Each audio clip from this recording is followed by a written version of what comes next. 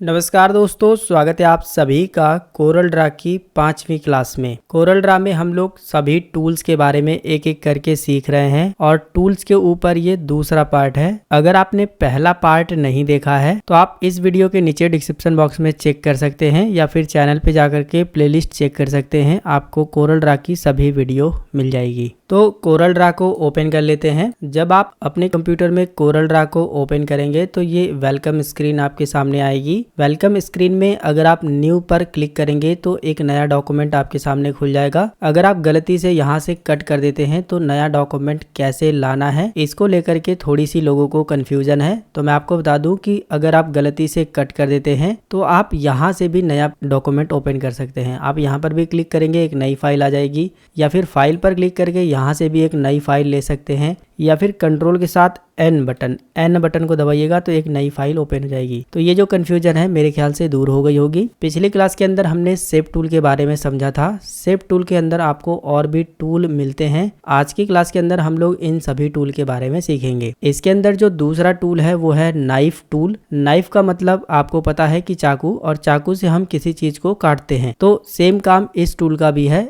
इस टूल का इस्तेमाल करके आप किसी भी ऑब्जेक्ट को कहीं से भी काट सकते हो। चलिए इस टूल को प्रैक्टिकली समझते हैं। इसके लिए हम इस टूल का इस्तेमाल करके एक ऑब्जेक्ट जो है इस तरह से बना लेंगे और इस ऑब्जेक्ट के अंदर कोई भी कलर फिल कर देंगे। इसके बाद जो है हम नाइफ टूल को सिलेक्ट करेंगे। ये जो ब्लैक कलर की बिंदी बनी है इस पर क्लिक करने के बाद अंदर जो है नाइफ टूल मिल जाएगा। आप इस पर क्लिक करिएगा। इसके बाद जो है नाइफ टूल एक्टिवेट हो जाएगा। इस ऑब्जेक्ट को आप कहाँ से काटना चाहते हो आपको स्टार्टिंग पॉइंट बताना है। ये जो आउटलाइन है ना, आउटलाइन पे जब आप इस टूल को लेके जाओगे तो ये जो है बिल्कुल खड़ा हो जाएगा। ये जो चाकू है ना बिल्कुल खड़ा हो जाएगा। अगर अंदर रहेगा तो देखिए तिरछा है, लेकिन जैसे ही आप आउटलाइन पे लेके जाएंगे तो ये खड़ा हो जाएगा। तो आपको आउटलाइन से ही किसी भी ऑब्जेक्ट को काटना है। आउटलाइन पे ले जाइए, सबसे पहले स्टार्टिंग पॉइंट बताइए, वहां पर क्लिक कर दीजिएगा स्टार्टिंग पॉइंट पे, माउस का लेफ्ट क्लिक। इसके बाद नीचे आइएगा, जहां से भी आप कट करना चाहते हैं एंडिंग पॉइंट बताना है, यानी कि आखिरी पॉइंट पे ला करके बस माउस का लेफ्ट क्लिक कर देना है तो सीधे में जो है कट जाएगा। जो कि आप देख सकते हैं ये भाग अलग हो गया है, ये भाग अलग हो गया है। ठीक है, इस टूल को आप इस तरह से भी इस्तेमाल कर सकते हो कि माउस का लेफ्ट क्लिक करके जब आप आउटलाइन पे आएंगे, माउस का लेफ्ट क्लिक करके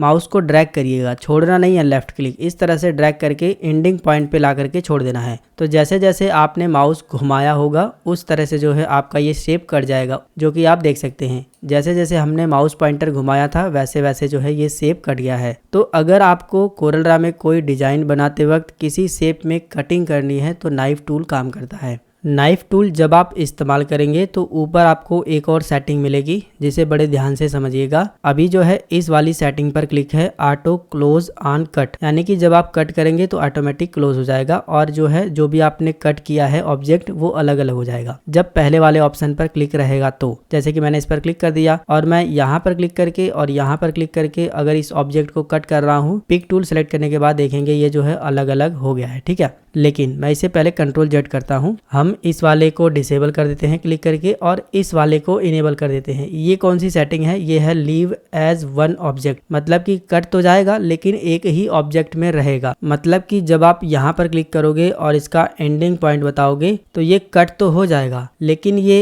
एक ही ऑब्जेक्ट में रहेगा, अलग अलग नहीं होगा। मैं इस पर क्लिक कर देता हूँ तो देखिए कट हुआ है लेकिन ये अलग अलग नहीं हो पाया है। तो इस बात का आपको ध्यान देना है कि जब आप नाइफ टूल इस्तेमाल कर रहे हैं किसी ऑब्जेक्ट को अलग अलग काटने के लिए तो इस वाले ऑप्शन पर क्लिक रहेगा ऑटो क्लोज ऑन कट। तो जब आप जो है स्टार्टिंग पॉइंट एंडिंग पॉइंट बता करके कट करेंगे तो ये अलग अलग ऑब्जेक्ट में कट होगा। काफी लोगों को इन दोनों में कंफ्यूजन हो सकती है, इसलिए मैंने आपको बता दिया। इस वाले ऑप्शन पर क्लिक रहेगा तो दोनों ऑब्जेक्ट एक ही में रहेगा, अलग अलग नहीं होगा, और इस वाले ऑप्शन पर क्लिक रहेगा तो दोनों ऑब्जेक्ट अलग अलग हो जाएगा, यानी कि जो भी आप कट करेंगे वो ऑटो क्लोज हो जाएगा, जिसकी वजह से दोनों ऑब्जेक्ट अलग अलग हो जाएंगे। अगला टूल है इरेजर टूल। जैसे कि इसके नाम से ही पता चल जाता है कि इरेज करना। आपको कोरल ड्रा के अंदर कोई ऑब्जेक्ट को इरेज करना है यानी कि मिटाना है तो ये टूल काम करता है। इस टूल को आप क्लिक करके भी सिलेक्ट कर सकते हो या फिर सीधा कीबोर्ड से एक्स बटन दबा दोगे,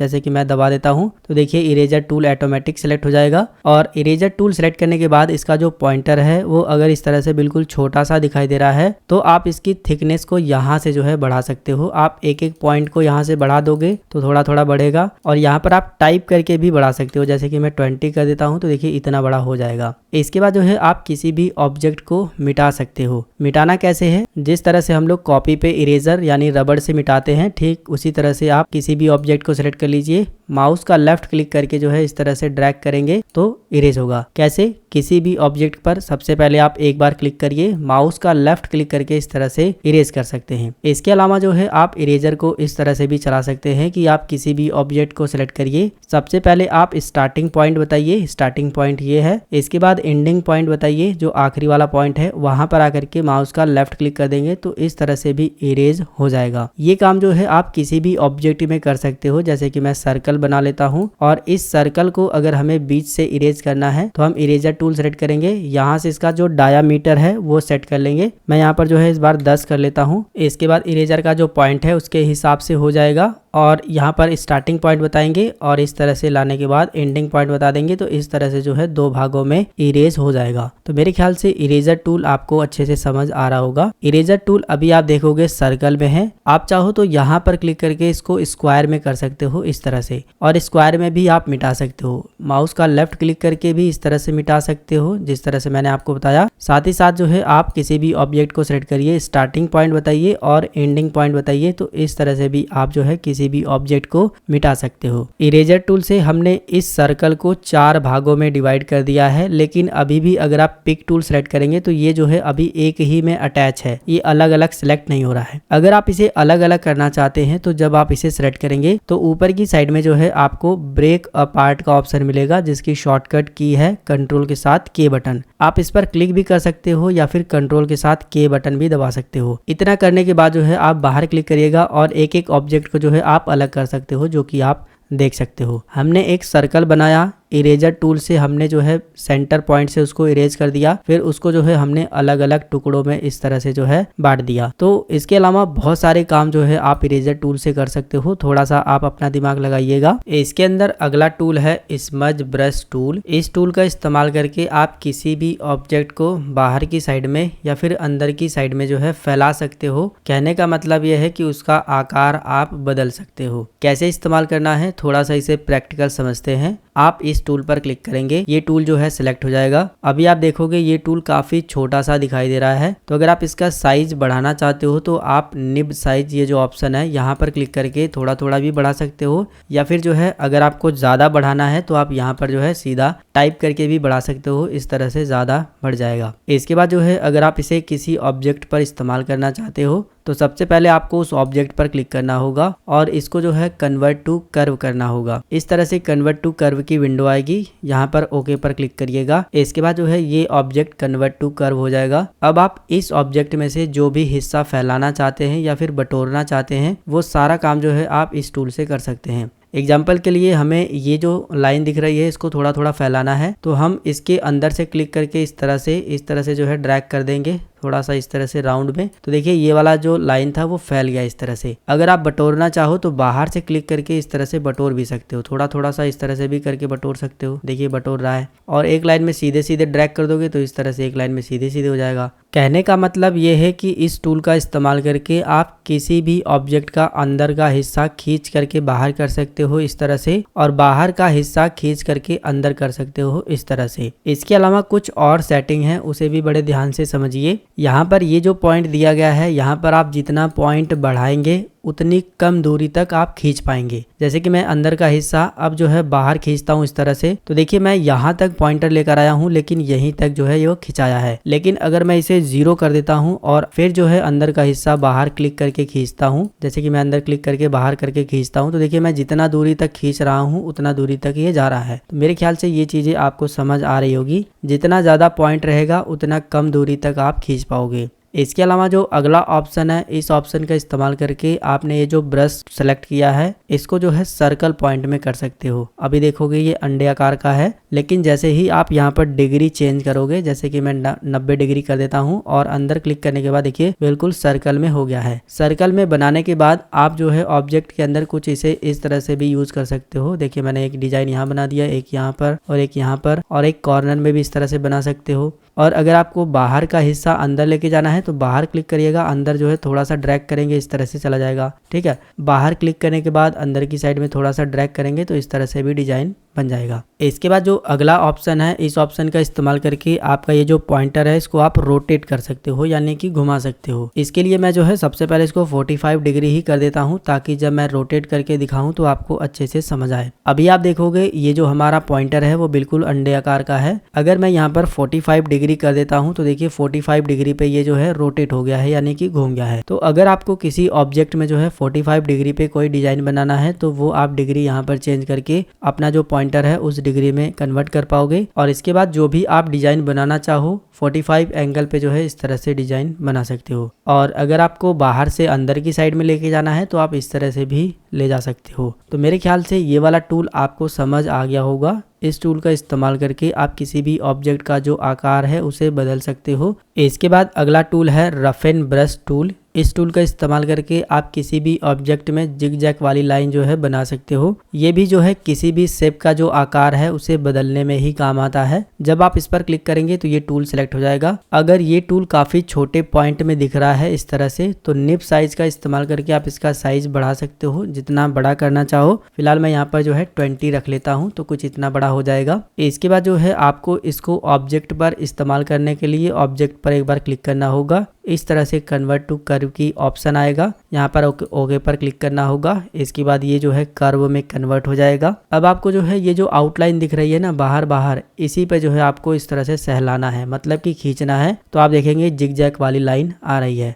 अगर आप ये चाहते हैं कि ये लाइन थोड़ा और पास में आए तो आप यहाँ से जो है इसका साइज बढ़ा देंगे, और अब जो है अगर आप करोगे तो और पास में जो है लाइन आएगी। तो ये चीजें आप यहाँ से जो है एडजस्ट कर सकते हो। इसके बाद यहाँ से जो है आप इसका एंगल भी सेट कर सकते हो, इसका जो डायरेक्शन है वो भी सेट कर सकते हो। आप ऑटो पे क्लिक करोगे तो ऑटोमेटिक जो डायरेक्शन रहेगी यहाँ पर उसके हिसाब से होगा, लेकिन आप चाहो तो फिक्स डायरेक्शन पर क्लिक करके यहाँ पर अपने अकॉर्डिंग डायरेक्शन बता सकते हो। जैसे कि मैं 30 डिग्री रख लेता हूँ। और इसके बाद जो है जब आप अपने ऑब्जेक्ट पर इसे घुमाएंगे पकड़ करके इस तरह से, तो 30 डिग्री पे जो है ये रोटेट होगा। आप क्लिक करके भी ये चीजें बना सकते हो, एक एक क्लिक करोगे तो ये चीजें बनेगी। ठीक है, क्लिक करके भी बना सकते हो, साथ में साथ अगर पकड़ करके माउस को ड्रैग करोगे तो भी जो है ये बनेगा। रफ एंड ब्रश टूल का इस्तेमाल करके आप इस तरह का आकार अगर आप शेप में या फिर ऑब्जेक्ट में देना चाहो तो दे सकते हो। इसके बाद जो अगला टूल है वो है फ्री ट्रांसफॉर्म टूल। इस टूल का इस्तेमाल करके आप किसी भी ऑब्जेक्ट को किसी भी एंगल में घुमा सकते हो, यानी कि ट्रांसफॉर्म कर सकते हो। इसके बाद जो है आप इस ऑब्जेक्ट को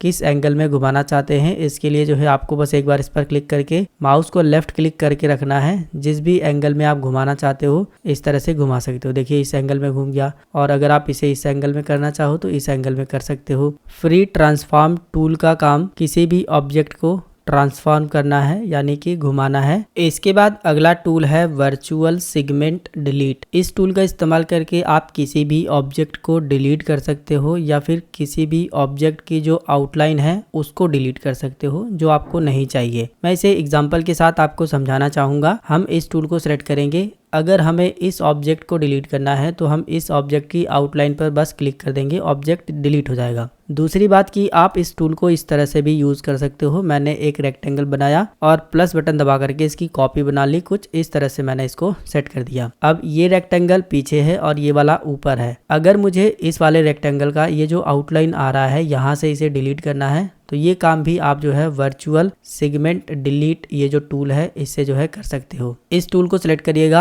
आउटलाइन पे ला करके बस आपको क्लिक कर देना है। जब आप आउटलाइन पे लेके आओगे ना तो इस तरह से आपका ये जो टूल है वो खड़ा हो जाएगा। इस पर क्लिक करते ही वो डिलीट हो जाएगा। अब आप देख सकते हो यहाँ पर जो फालतू की आउटलाइन आ रही थी उसको हमने डिलीट कर दिया है, और ये दोनों ऑब्जेक्ट ऐसा लग रहा है एक दूसरे से जुड़े हुए हैं। लेकिन अगर आप किसी ऑब्जेक्ट की आउटलाइन को डिलीट कर देते हो तो आप उस ऑब्जेक्ट में जो है कलर नहीं फील कर पाओगे, क्योंकि इसकी आउटलाइन जो है यहाँ से कट हो गई है और ये जो है खाली है, और खाली ऑब्जेक्ट में जो है आप कलर नहीं फील कर पाओगे। जब तक वो चारों तरफ से बंधा नहीं रहेगा तब तक उसमें जो है आप कलर नहीं फील कर पाओगे। फिलहाल हम लोग बात कर रहे थे कि वर्चुअल सेगमेंट डिलीट टूल का यूज कैसे करना है। तो दोनों तरीके मैंने आपको बता दिए कि आप ऑब्जेक्ट को डिलीट भी कर सकते हो, साथ में जो है अनवांटेड आउटलाइन को जो बीच में कहीं पर आ रही है तो उसको भी डिलीट कर सकते हो। तो इस तरह से जो है आज हमारे ये सब टूल जो है कंप्लीट होते हैं। इस वीडियो के अंदर बस इतनी ही जानकारी। अगर आपको ये वीडियो पसंद आया तो लाइक शेयर सब्सक्राइब करिए। अगर आपके मन में कोई सवाल है, अगर आपको कोई टूल समझ ना आया हो, कोई जानकारी समझ ना आई हो तो नीचे कॉमेंट करिएगा। मिलेंगे फिर एक नई वीडियो में नई जानकारी के साथ। तब तक के लिए जय हिंद,